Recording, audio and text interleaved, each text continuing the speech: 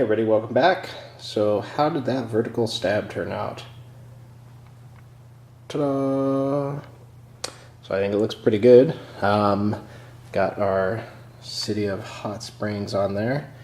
Got all our decals and everything. And this was my first attempt at weathering. So yes, I was a little heavy-handed on this side here. So did a little bit better on the other side. Wasn't quite so heavy-handed, so probably try to go for that look on the rest of the airplane. So, but looks cool nonetheless. And the paint on this side is just about flawless. So everything that was painted looks really awesome. The decals, only one issue. If you look, see that 6, see that little wrinkle up towards the top? I think this is what happened, because I had that happen with most of the decals on this side. I don't think I let them dry completely, and when I put the flat coat over the top, I think it was still doing its thing. I don't know if they shrink a little or what the deal is, but anyway, it was not done doing what it needed to do, because I didn't run into any of those problems on the other side. So that's that with the vertical stab. So next on our list, we've got the rudder. So thank you everybody for your input on how I can fix that without having to have my trim adjusted all the way to the left just about. So I'm going to go ahead and turn on our radio. Turn on our receiver. Okay, so here is with the trim, the 3/4 to the left. And what we're going to do is take this back. You can barely see it because of the reflection, but okay, so now we're back.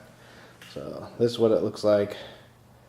And yes, that was the best I could get that centered.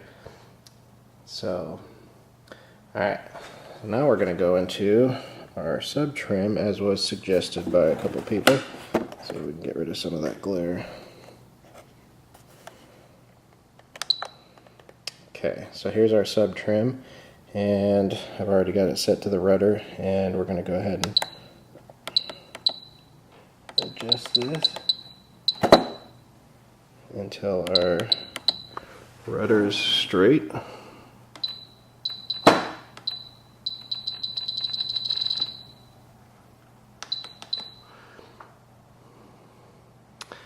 Okay, now there's a little bit of slop in here that we'll fix when we actually glue the rudder on, so this may not be perfect, but it's a lot better and we don't have to use our trim. So let's go back to our main screen.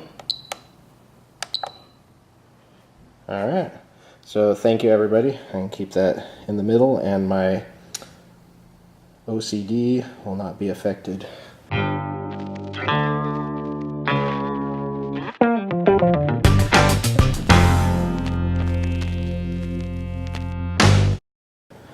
By that little mishap there. So like I said, that's probably RC 101, but just to let everybody know, I never claimed to be an expert, so I'm still learning a lot of stuff too.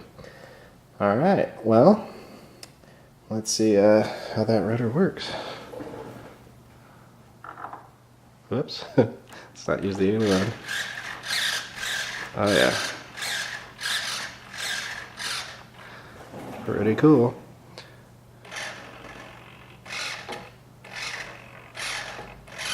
Looks like we got pretty good deflection. Okay, the other thing, I've got my elevator hooked up, and I could have hooked up, well actually I couldn't have because I didn't get a reverse servo and I don't know how to do all the wiring and all that fun stuff. I'm sure it's easy, but I just don't want to mess with it. So I'm going to use another channel to reverse the one servo on that side. so that way we don't need a Y connector or anything. So I put that, the left side into the elevator and the right side into auxiliary 1. So that's the next thing I'm going to have to program on my radio, and I just need to figure out first how to do that. So I'm going to go ahead and take a look and be right back. Okay everybody, I'm stuck. Gonna need to go inside and look on the internet and figure out how to do this, but meanwhile I'll go ahead and post this video. If anybody can tell me that's got a DX7 how I can get my left elevator servo to control my auxiliary 2 servo,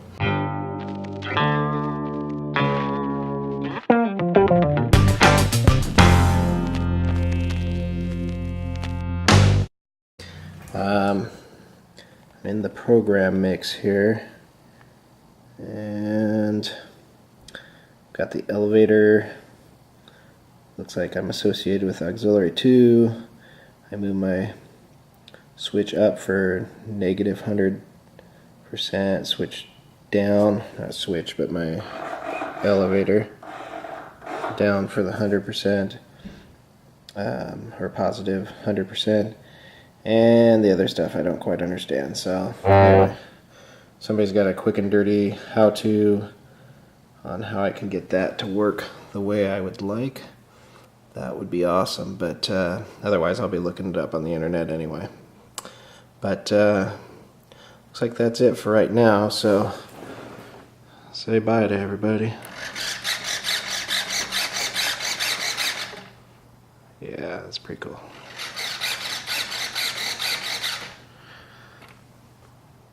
Alright, I will see you on the next video, and hopefully I'll have this figured out. Thank you.